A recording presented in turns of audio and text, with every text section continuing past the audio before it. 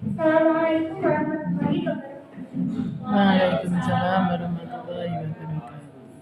Teman-teman, nama saya Raya Rahman dari SDN 1 Sumberjaya. Stunting. Yang satu, pendahuluan. Latar belakang. Stunting adalah keadaan paling umum dari kekurangan gizi yang mempengaruhi bayi sebelum lahir dan awal setelah lahir. Kait dengan gizi selama itu menurut dan pertumbuhan dan maka stunting di Kabupaten Banjarnegara untuk tahun 2021 dan 23,3%. Kemudian tahun 2022 sekitar 1,1%, jadi 22,2%. Landasan teori menyebabkan 1. Kekurangan gizi atau malnutrisi, 2. Faktor pola asuh, 3. Sanitasi. Dan kedua, pembahasan dasar atau inovasi. Pemberantasan stunting adalah tantangan kompleks yang memerlukan inovasi dan pendekatan yang holistik. Beberapa inovasi yang berhasil diusulkan dan dilaksanakan dalam upaya untuk mengatasi masalah stunting adalah salah satunya tidak dilakukan intervensi pada ibu hamil. Tujuan dari rencana pelaksanaan memberikan perawatan prenatalia pemandu, pendidikan tentang gizi yang baik, dan akses ke suplemen gizi yang diperlukan selama kehamilan dapat membantu mengurangi risiko stunting pada anak.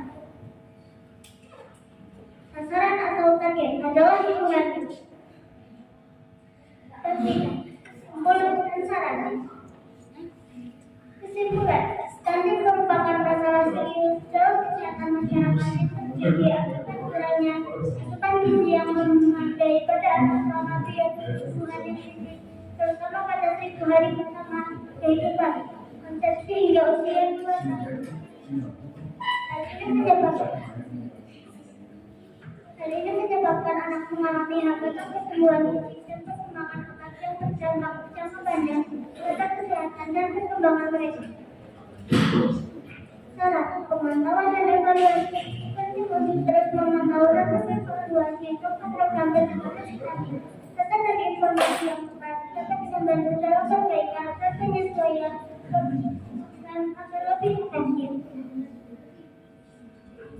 Harapan, generasi yang lebih sehat dan cerdas. Harapan lainnya adalah menciptakan generasi yang lebih sehat dan cerdas. Dengan mencegah stunting, anak-anak akan memiliki kesempatan untuk berkembang secara optimal dan mencapai potensi penuhnya. Terima kasih. Terima kasih. Presentasi dari saya sekian presentasi dari saya dari topik dari saya. Wassalamualaikum warahmatullahi wabarakatuh. Assalamualaikum warahmatullahi wabarakatuh. Waalaikumsalam warahmatullahi wabarakatuh. Dewan juri yang saya hormati, Bapak dan Ibu guru yang saya hormati pula, serta teman-teman peserta lomba dokter kecil yang saya sayangi. Perkenalkan, nama saya Alisa Kurzahari Mako dari SD Negeri 1 Batur. Halo, bagaimana kabar teman-teman hari ini? Baik. Semoga dalam keadaan sehat semuanya. Dalam kesempatan ini, saya akan mempresentasikan tema tentang stunting. Kesehatan merupakan kunci kebahagiaan setiap orang. Hal ini dapat dicapai dengan perilaku hidup sehat. Dengan berperilaku hidup sehat akan mencegah berbagai penyakit. Salah satu penyakit akibat timbulnya dari perilaku hidup tidak sehat adalah stunting. Teman-teman tahu tidak bahwa stunting sangat berbahaya dan sangat mengancam anak-anak di bangsa? Apabila hal ini terus terjadi, maka generasi penerus bangsa akan hilang.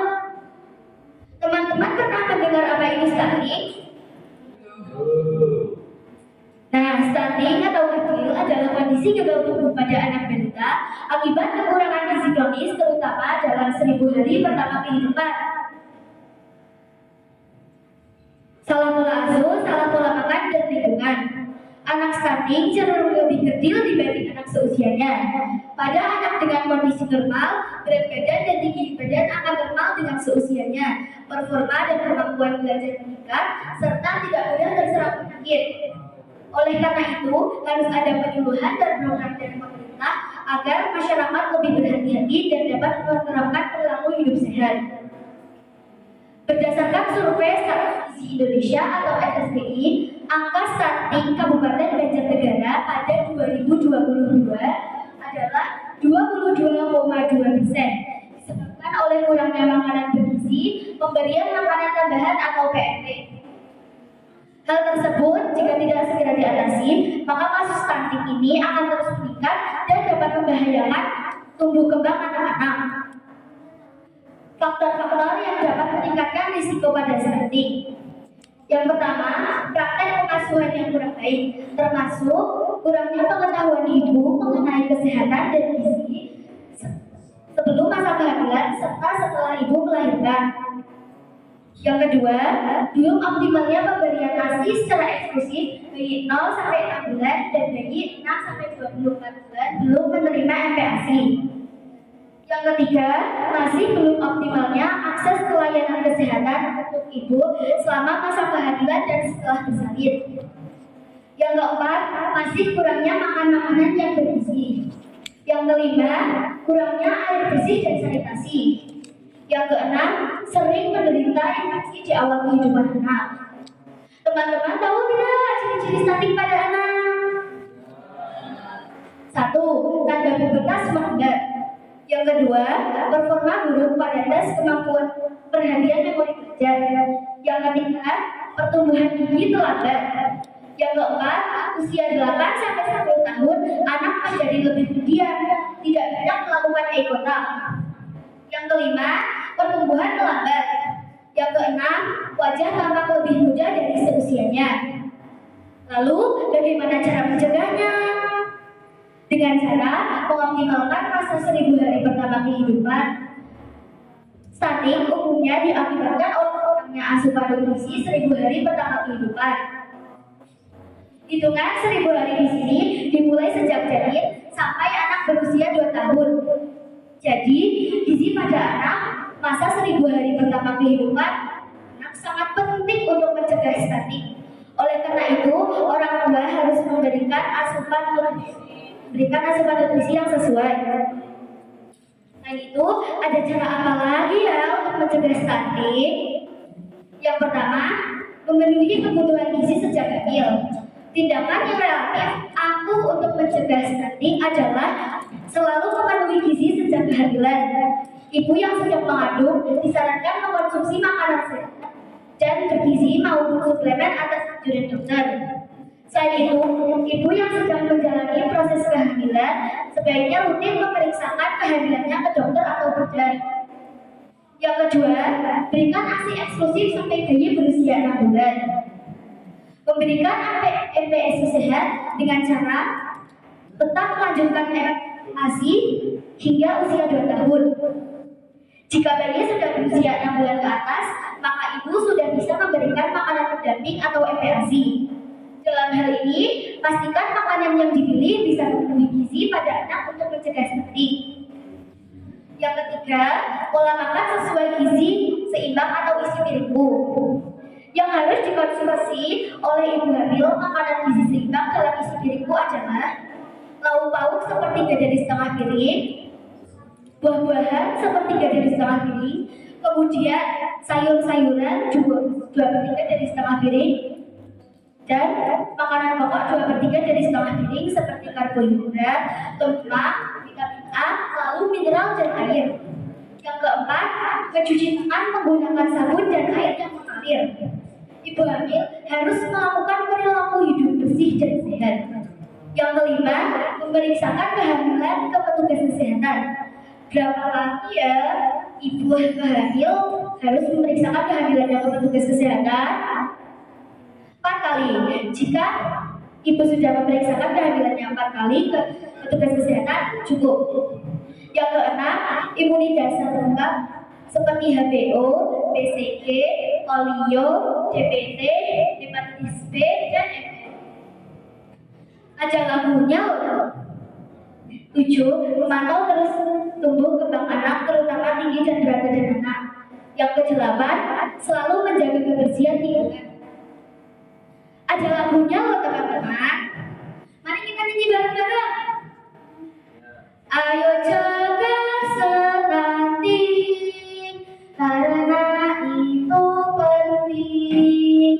Dengan cukupi gizi, lengkap imunisasi, perbaiki sanitasi, ikan ASI eksklusif, pemantauan tumbuh kembang anak, agar anak tumbuh dengan sehat.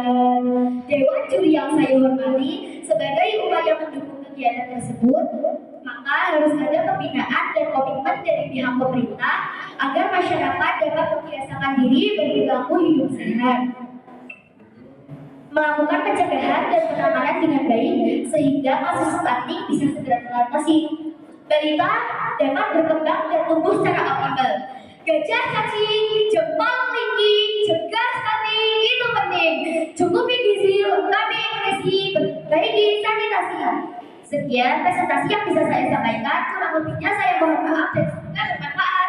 Wassalamualaikum warahmatullahi wabarakatuh.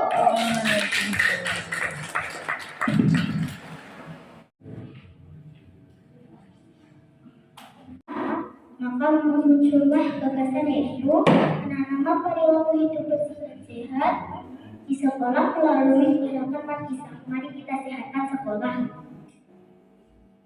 Tujuan dari gagasan ini adalah yang pertama untuk menggalakkan perilaku hidup bersih dan sehat yang bisa dilakukan oleh seluruh warga sekolah di SD Negeri 3 Kepakisan.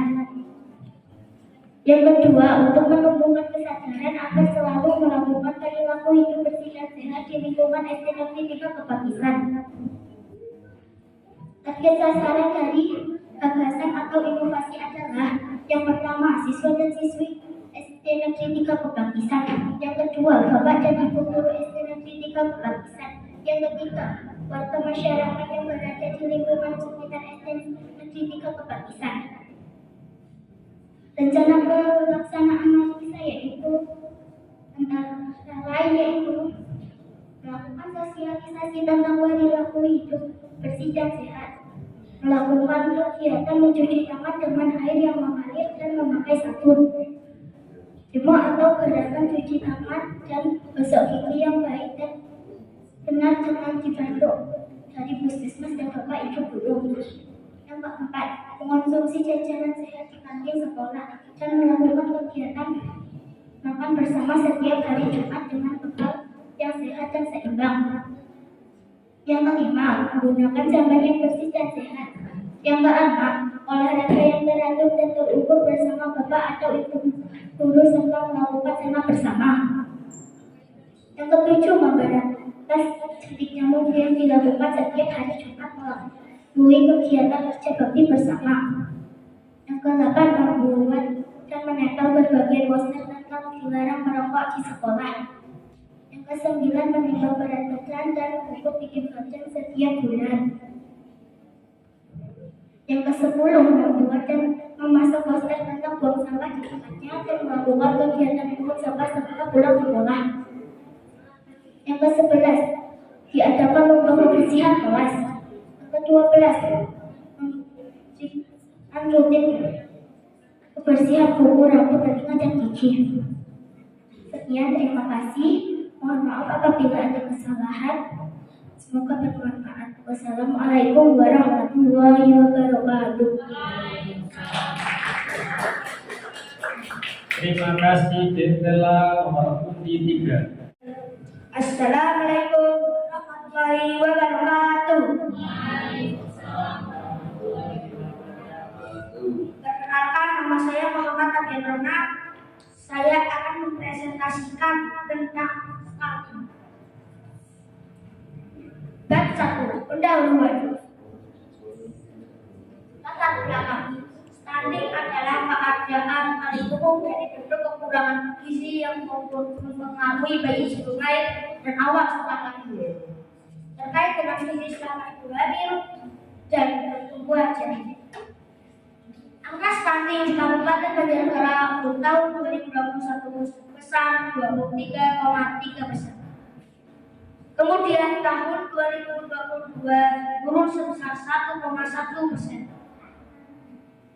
jadi 22,2%. Landasan teori penyebab statik, kekurangan gizi atau malnutrisi. 2. Faktor pola asuh. 3. Sanitasi. Bab 2. Pembahasan. Gagasan atau inovasi.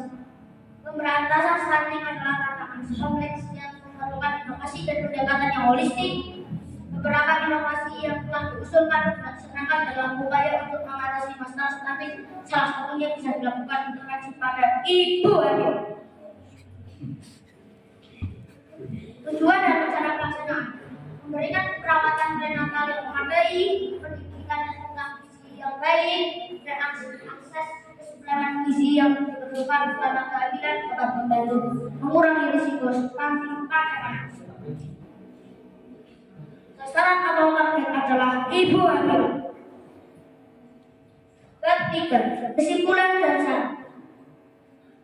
Kesimpulan: stunting merupakan masalah serius dalam kesehatan masyarakat dan terjadi akibat kurangnya asupan gizi yang memadai pada anak-anak. Periode pertumbuhan yang kritis, terutama pada 1000 hari pertama kehidupan konsepsi hingga usia 2 tahun. Hal ini menyebabkan anak mengalami hambatan pertumbuhan fisik dan perkembangan otak yang berdampak jangka panjang pada kesehatan dan perkembangan mereka. Saran: pemantauan dan evaluasi. Penting untuk terus memantau dan mengevaluasi program-program pencegahan stunting. Data dan informasi yang tepat dapat membantu dalam perbaikan dan penyelesaian program agar lebih efektif. Harapan: generasi yang lebih sehat dan cerdas. Harapan lainnya adalah menciptakan generasi yang lebih sehat dan cerdas. Dengan mencegah stunting, anak-anak akan memiliki kesempatan berkembang secara optimal dan mencapai potensi. Terima kasih. Wassalamualaikum warahmatullahi wabarakatuh. Terima kasih.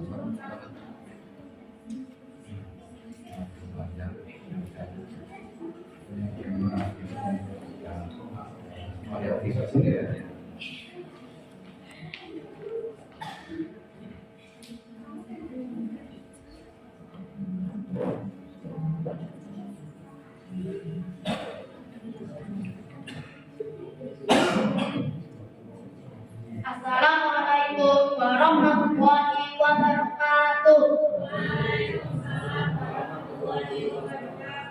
Dewan juri yang saya hormati serta teman-teman yang saya cintai, perkenalkan, nama saya Rajwani Safir Razi. Saya dari SD Muhammadiyah Badur. Umur saya adalah 11 tahun.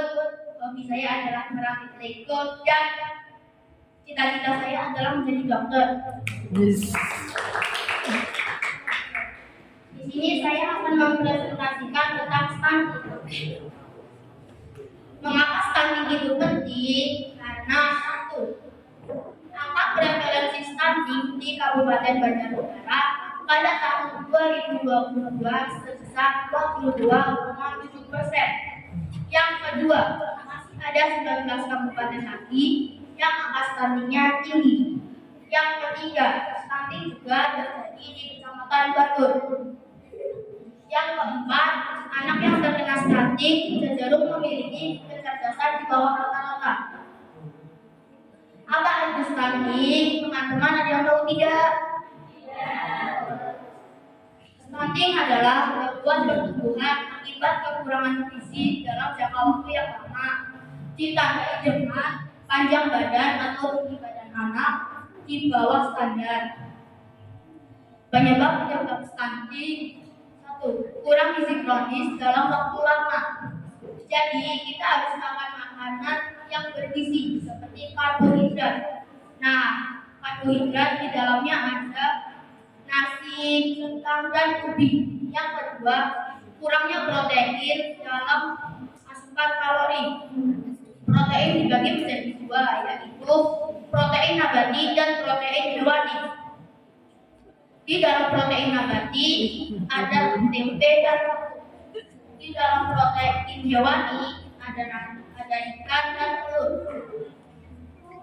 Tiga, sering menderita infeksi seperti sakit-sakitan. Nah, infeksi kan penyebabnya dari kuman. Jadi sebelum makan kita harus cuci tangan. Upaya-upaya dalam pencegahan stunting. 1. Memenuhi asupan gizi yang cukup sebelum merencanakan kehamilan dan selama kehamilan. 2. Mencukupi asupan gizi. 3. Memberikan ASI eksklusif hingga bayi berusia 6 bulan. 4. Memastikan anak mendapatkan imunisasi yang lengkap. Jadi kesimpulannya adalah stunting merupakan sebuah permasalahan penting yang menjadi perhatian serius. Maka kita harus tanggap dengan memperhatikan kondisi anak serta melakukan pencegahan dengan menghindari faktor-faktor yang dapat meningkatkan resikonya. Sekian dari saya, semoga apa yang saya presentasikan tadi dapat bermanfaat untuk teman-teman. Pergi ke pasar, membeli besi, pulang-pulang, membawa tomat. Mari kita makan makanan yang bergizi, cegah stunting dan hidup sehat. Terima kasih. Wassalamualaikum. Assalamualaikum warahmatullahi wabarakatuh. Ya, terima kasih Mas Raka.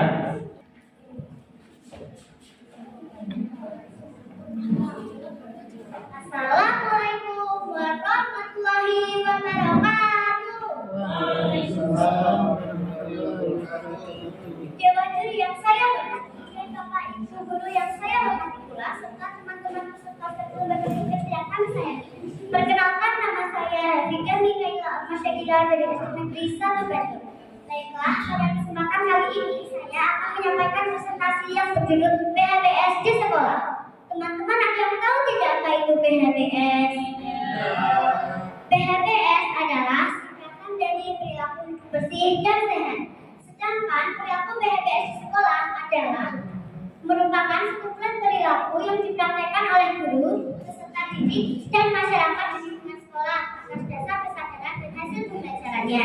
Adapun teman PHBS di sekolah adalah agar secara mandiri peserta didik, guru, dan masyarakat di lingkungan sekolah mampu mencegah penyakit, meningkatkan kesehatan, serta berperan aktif dalam mewujudkan lingkungan yang sehat. Ada 13 indikator PHBS di sekolah. Yang pertama, mencuci tangan dengan air mengalir dan sabun. Manfaatnya adalah membunuh kuman dan bakteri yang ada di tangan kita. Kapan waktu mencuci tangan? Waktu mencuci tangan adalah sebelum makan, setelah makan, setelah bermain, setelah minum yang buang, dan setelah membuang air besar dan kecil. Yang kedua, mengonsumsi makanan sehat dan atau menyediakan kantin sehat. Jajanan yang tidak sehat sangat berbahaya bagi tubuh kita karena jajanan yang tidak sehat dapat menyebabkan gizi. Yang perlu kita ingat ketika membeli jajanan kantin sekolah adalah yang pertama, berikan jajan di tempat yang bersih dan sehat. Yang kedua, jauh dari tempat sampah. Yang ketiga, warna yang tidak mencolok. Yang keempat, masih segar dan tidak digoreng dengan minyak yang sudah berbumbu. Yang ketiga, penggunaan air bersih. Kenapa kita harus menggunakan air bersih? Pertama, terhindar dari penyakit seperti diare, kolera, difteri, tifus, cacingan, sampai penyakit kulit dan keracunan. Yang kedua, setiap anggota sekolah memelihara kebersihan dirinya. Yang ketiga, menggunakan jamban yang bersih dan sehat. Kenapa buang air harus di jamban? Karena jika kita buang air di jamban, maka akan menciptakan lingkungan yang bersih, aman, dan sehat. Yang kelima, melakukan olahraga yang teratur dan terukur. Tujuan melakukan olahraga yang teratur dan adalah agar tubuh kita menjadi bugar, tidak mudah sakit, dan bersemangat dalam belajar. Ingat, lakukan olahraga secara teratur dan hindari cedera. Yang keenam, melakukan pemberantasan sarang nyamuk atau PSN.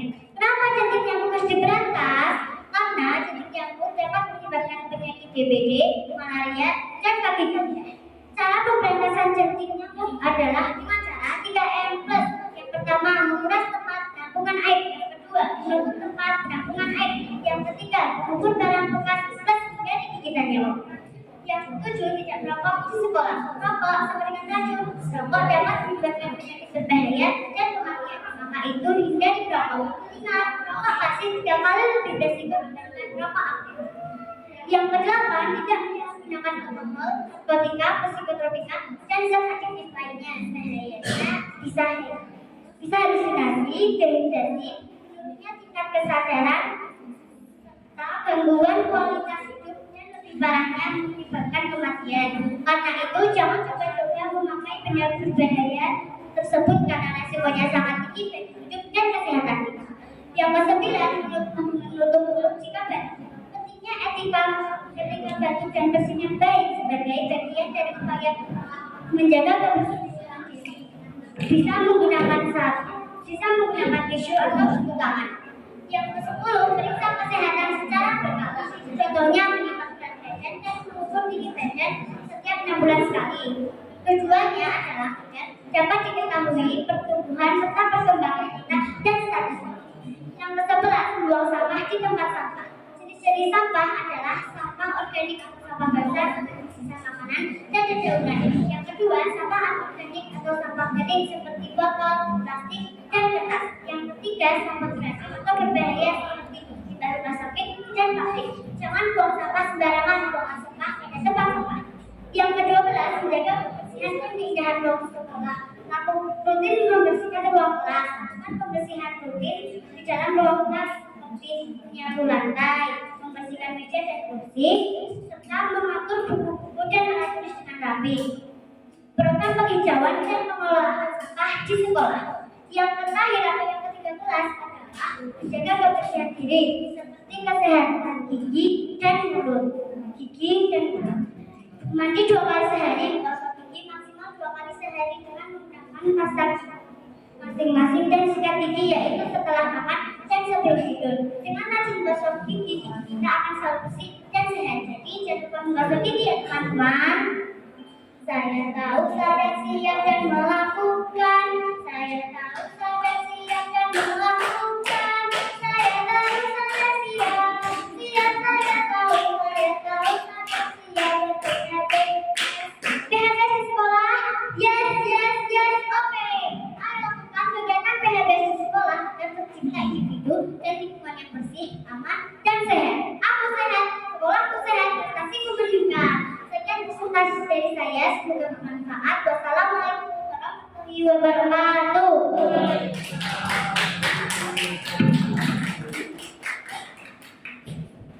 Ya, terima kasih Tia Almas. Nomor undi untuk selanjutnya nomor undi 7.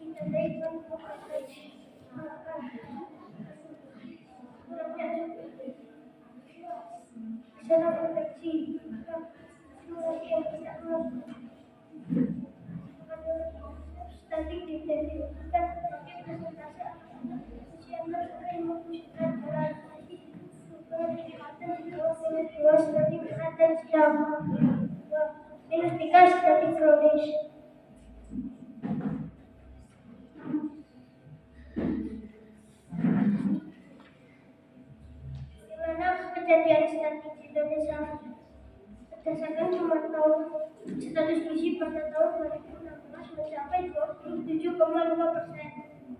Padahal menurut WHO masalah kesehatan masyarakat dapat dianggap kronis bila prevalensi statistik lebih dari 20%. Secara nasional masalah statistik di Indonesia tergolong kronis, terlebih lagi di 14 provinsi yang prevalensinya melebihi angka nasional. Dampak dari statistik dapat memperlambat perkembangan otak dengan dampak-dampak macam berupa 1. Keterbelakangan mental, 2. Rendahnya kemampuan belajar, 3. Risiko serangan penyakit kronis seperti diabetes, hipertensi, hingga obesitas.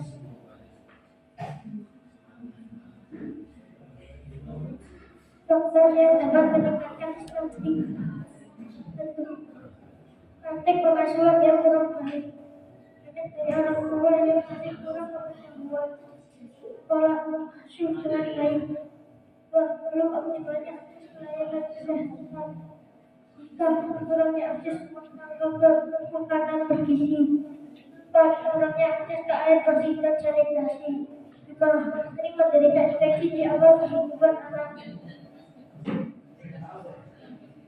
Jadi anak yang mengalami stunting itu anak berbadan lebih pendek anak usianya. Proporsi tubuh cenderung normal tapi tampak lebih pendek dan kecil usianya. Berat badan rendah usianya. Tumbuhan tulang tertunda. Mencegah stunting.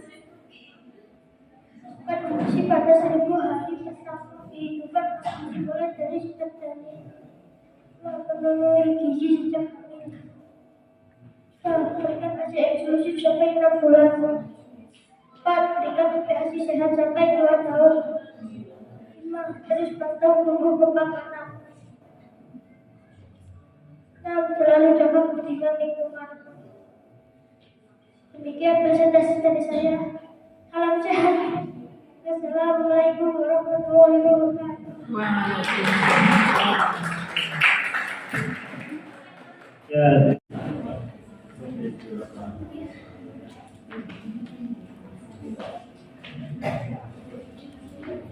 Assalamualaikum warahmatullahi wabarakatuh.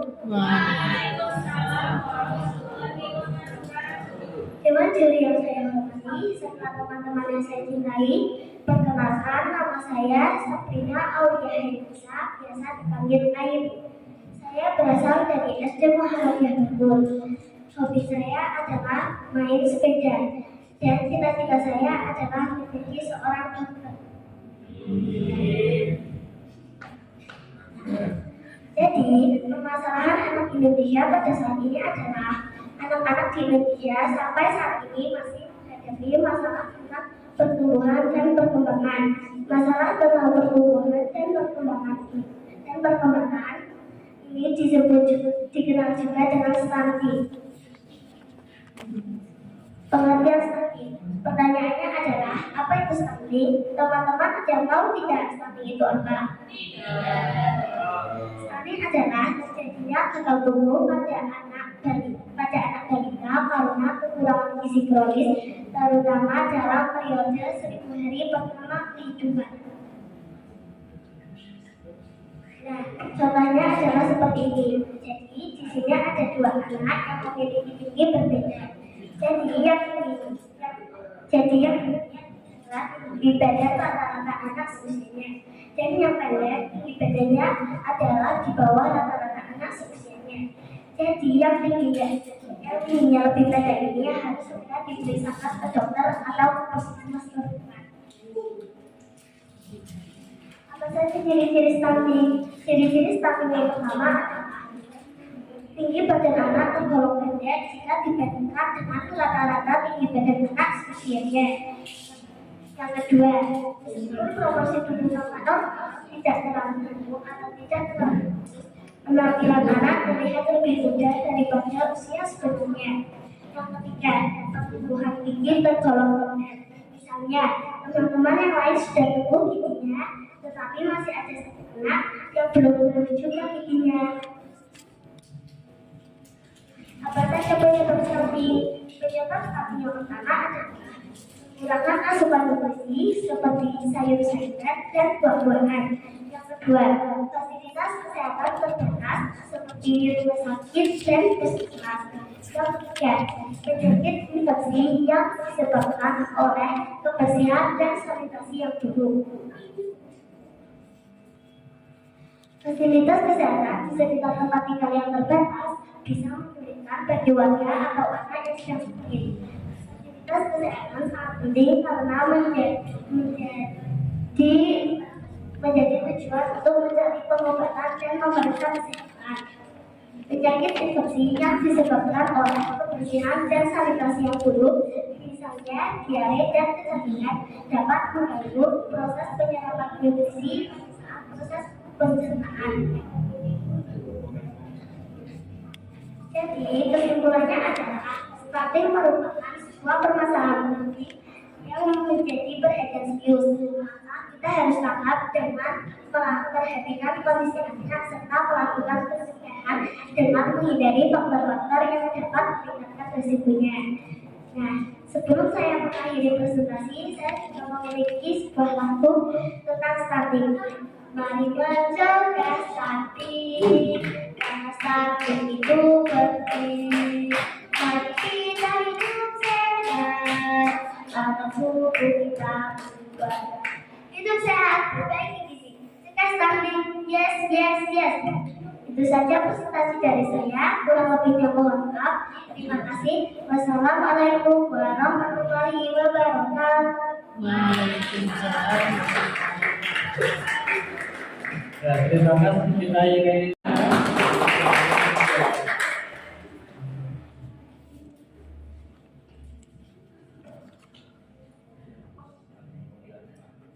Assalamualaikum warahmatullahi wabarakatuh. Waalaikumsalam warahmatullahi wabarakatuh. Perkenalkan, nama saya Nur Jasjuda dari SD Negeri 1 Basudenan. Apa itu stunting? Stunting adalah masalah gizi kronis yang disebabkan oleh asupan gizi yang kurang dalam waktu lama. Stunting disebabkan oleh banyak faktor seperti ekonomi keluarga, penyakit atau infeksi yang berkali-kali, kondisi lingkungan, dan masalah non-kesehatan. Gejala stunting adalah anak berbadan lebih pendek untuk anak seusianya. Proporsi tubuh cenderung normal, tetapi anak tampak lebih muda atau kecil untuk seusianya. Berat badan rendah untuk anak seusianya dan pertumbuhan tulang tertunda. Akibat stunting adalah terganggu pertumbuhan fisiknya, bertumbuh pendek atau kecil saja, melainkan juga terganggu perkembangan otaknya, yang tentunya sangat mempengaruhi kemampuan dan prestasi di sekolah.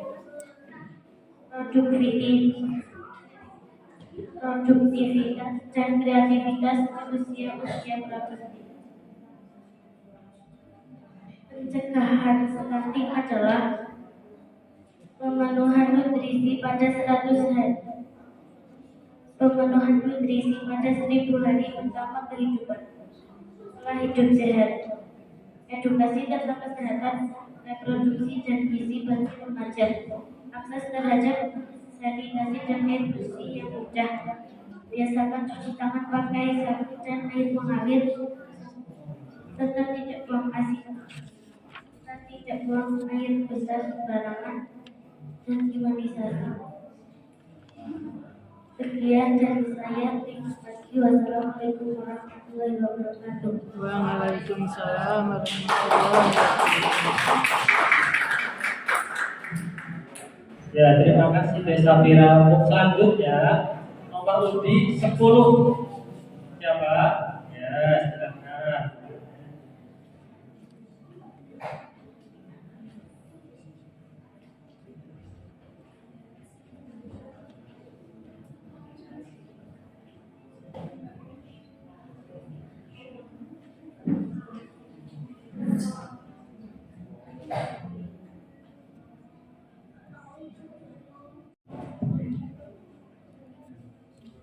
Assalamualaikum warahmatullahi wabarakatuh. Waalaikumsalam warahmatullahi wabarakatuh.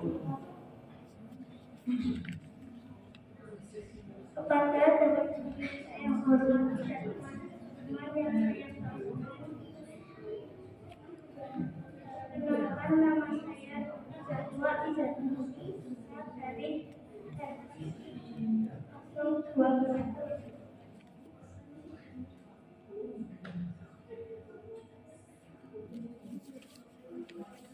Saya akan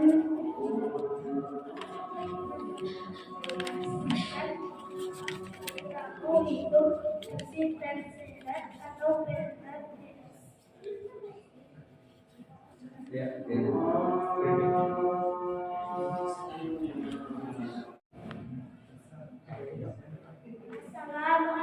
warahmatullahi wabarakatuh. Waalaikumsalam warahmatullahi wabarakatuh. Kepada Bapak Tuan Juri yang saya hormati dan teman-teman yang saya banggakan, saya akan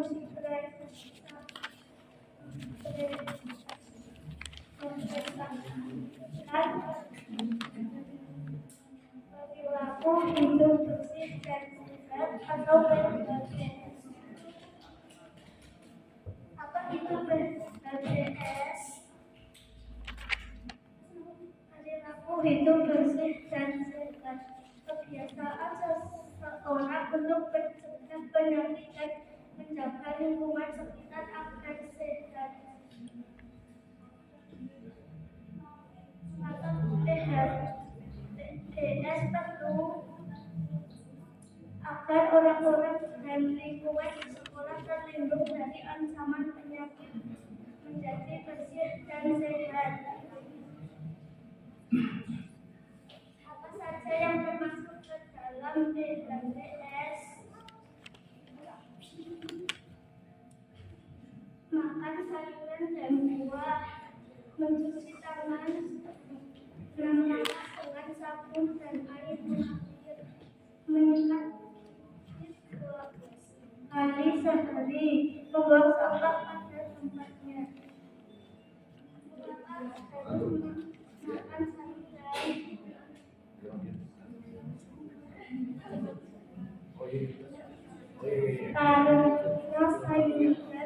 mengandung zat pembuat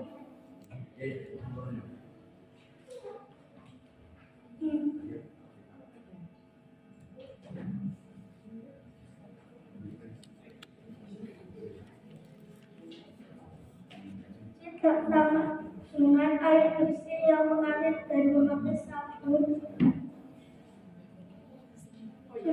Cuci tangan menggunakan air bersih.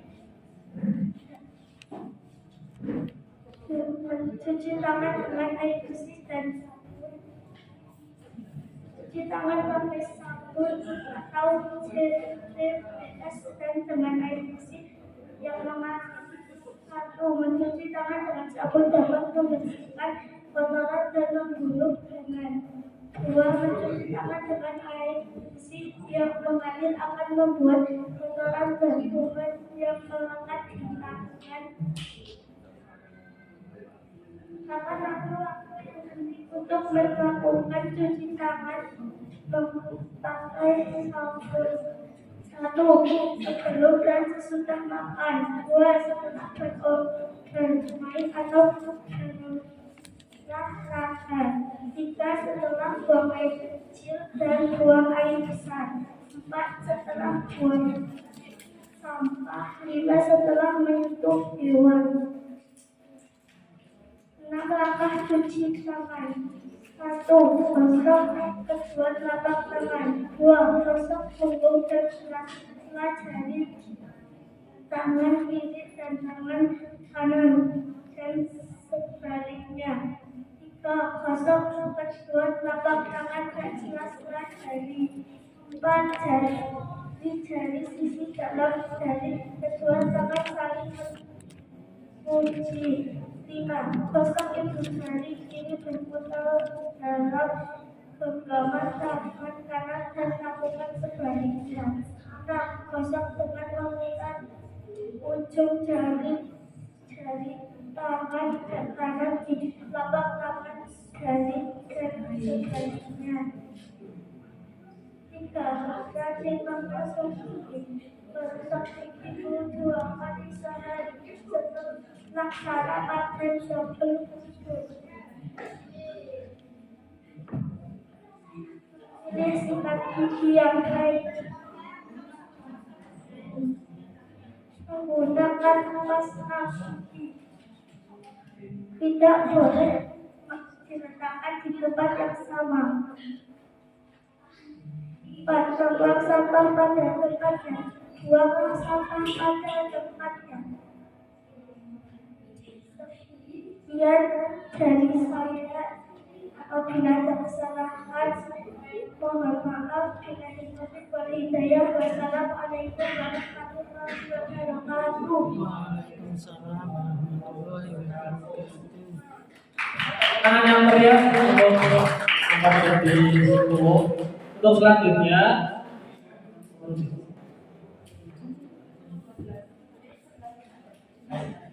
ya, untuk selanjutnya nomor di 12.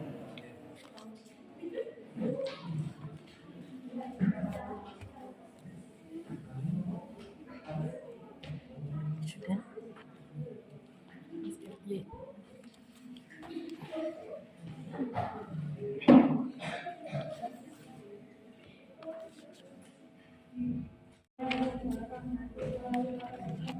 Waalaikumsalam warahmatullahi wabarakatuh.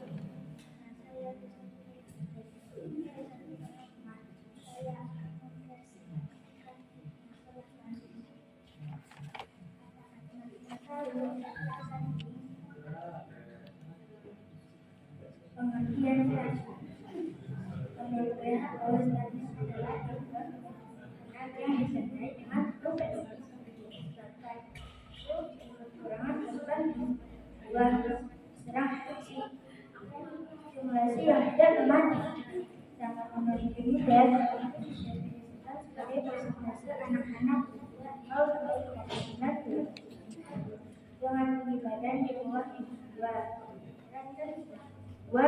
cm. Bagaimana kejadian kasus di Indonesia berdasarkan pengetahuan ini pada tahun 2016 sampai 2020. Padahal menurut WHO, kesehatan masyarakat dapat diakomodasi bila prevalensi stunting lebih dari 20%. Secara nasional, kasus stunting di Indonesia tergolong kronis. Terlebih lagi, 11 provinsi yang prevalensinya melebihi 4%. Dampak dari stunting dapat memperlambat perkembangan otak dengan dampak yang beban keterbelakangan dua adanya kemampuan belajar dan resiko jangkau penyakit kronis seperti diabetes, hipertensi, juga obesitas. Faktor yang dapat menyebabkan stunting: praktik pengasuhan yang kurang baik, banyak dari orang tua yang masih kurang pengasuhan. Banyak dari orang tua yang kurang gangguan pola asuh anak dengan baik. 2. Optimalnya akses pelayanan sosial, belum optimalnya pelayanan kesehatan bus, kehamilan, dan pelayanan kesehatan sekolah kesulitan. 3. Kurangnya akses makanan bergizi. Banyak dari orang tua yang masih mencari makanan sendiri ketika menyiapkan makanan sendiri. 4. Kurangnya akses ke air bersih dan sanitasi. 5. Sering menderita infeksi di awal kehidupan. Jadi anak yang mengalami stunting: 1. Anak berbadan lebih pendek untuk anak seusianya. 2. Proporsi tubuh cenderung normal tapi lebih muda atau kecil untuk usianya. 3. Berat badan rendah untuk anak seusianya. 4. Pertumbuhan tulang tertunda.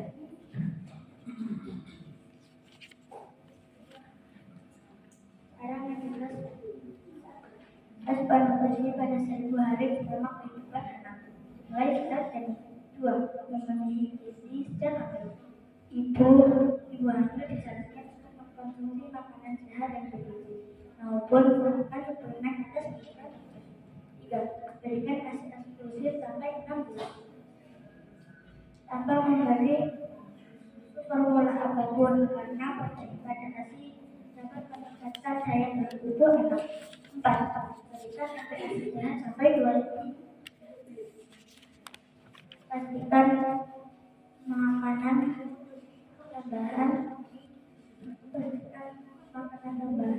dapat memenuhi gizi mikro dan makro yang dapat memenuhi yang dapat menghasilkan zat. Terus pantau perkembangan jalan posyandu atau layanan sudah dan selalu menjaga kebersihan.